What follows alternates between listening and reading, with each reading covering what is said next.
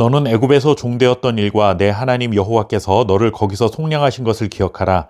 이러므로 내가 내게 이 일을 행하라 명령하노라. 내가 밭에서 곡식을 벨 때에 그 한 뭇을 밭에 잊어버렸거든. 다시 가서 가져오지 말고 나그네와 고아와 과부를 위하여 남겨두라. 그리하면 내 하나님 여호와께서 내 손으로 하는 모든 일에 복을 내리시리라. 아멘. 최근 우리 사회는 심각한 분열과 갈등을 경험하고 있습니다.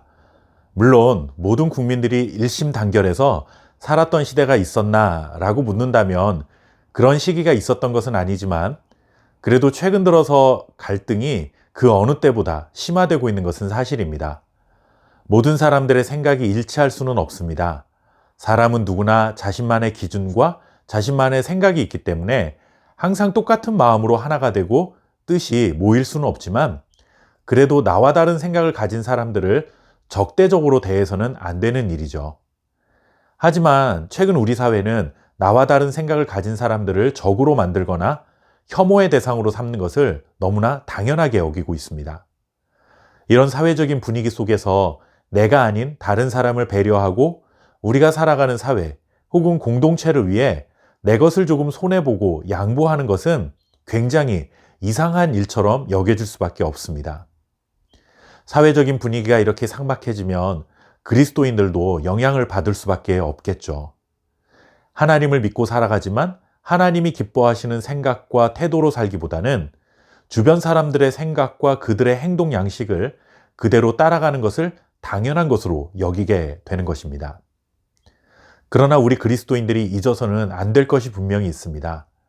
하나님을 믿는 성도로 살아간다는 것은 세상이 어떻게 변해도 하나님의 뜻과 어긋난 삶을 살아서는 안 된다는 것입니다. 우리를 향한 하나님의 뜻은 두 가지 방향에서 생각해 볼 수 있습니다.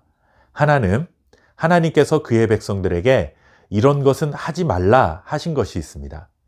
우상 숭배하지 말라, 거짓말하지 말라, 도둑질하지 말라와 같은 것들이죠.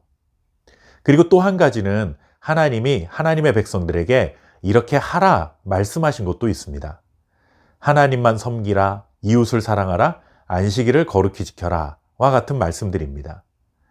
그렇다면 하지 말라 하신 것을 하는 것도 죄가 되고 하라 하신 것을 하지 못하는 것도 죄가 되는 것입니다.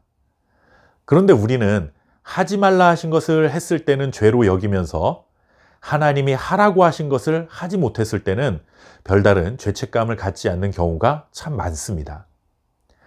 그러나 분명히 기억해야 할 것은 하지 말라 하신 것을 하는 것과 하라 하신 것을 하지 않는 것 둘 다 하나님의 말씀에 순종하지 못한 죄라는 사실입니다. 신명기 24장 10절 이후에 기록된 말씀들을 보면 분열과 갈등을 넘어 혐오의 시대 속에 살아가는 우리들이 과연 이렇게 살 수 있을까 하는 생각이 들기도 합니다. 나 하나 챙기고 우리 가족 챙기기도 벅차고 요즘 같은 세상에 누가 남을 그렇게 배려하고 남의 사정 다 봐주면서 살아갑니까? 정말 시대착오적인 말씀이다 라고 말할 수도 있습니다. 이웃에게 무엇을 구워줄 때 전당물을 취하지 말라. 특히 가난한 자의 전당물을 잡았다면 해가 지기 전에 그에게 돌려주어라. 가난하고 힘없는 품꾼들을 학대하지 말고 그의 품삯을 밀리지 말아라. 나그네와 고아의 재판을 억울하게 하지 말라. 그리고 자신의 밭에서 추수할 때에도 열매를 다 거둘지는 말고 나그네와 고아와 과부를 위해서 그것을 좀 남겨두어라. 이와 같은 말씀이 듣기에는 좋은 말씀이고 굉장히 이상적인 말씀인 것 같지만 요즘 같은 세상에 누가 이런 말씀을 따라 살아가느냐 반문할지 모르겠습니다. 하지만 하나님의 백성들은 하나님으로부터 세상의 상식을 초월하는 자비와 긍휼을 받았으니 이와 같은 자로 살아야 한다 명령하셨습니다. 하나님의 자녀들인 우리 그리스도인들이 이렇게 살면 다행이지만 그렇게 살지 못해도 그만이라는 생각은 해서는 절대로 안 됩니다. 왜냐하면 이렇게 살라라고 말씀하신 하나님의 말씀에 순종하지 못하는 것도 하지 말라는 것을 행한 것과 비교해 볼 때 잘못의 무게가 결코 가볍지 않기 때문입니다. 특히나 사회적인 약자들, 조금 더 관심과 보호가 필요한 사람들은 우리가 혐오의 대상으로 삼을 자들이 아니라 배려의 대상으로 여겨야 한다라는 것이죠.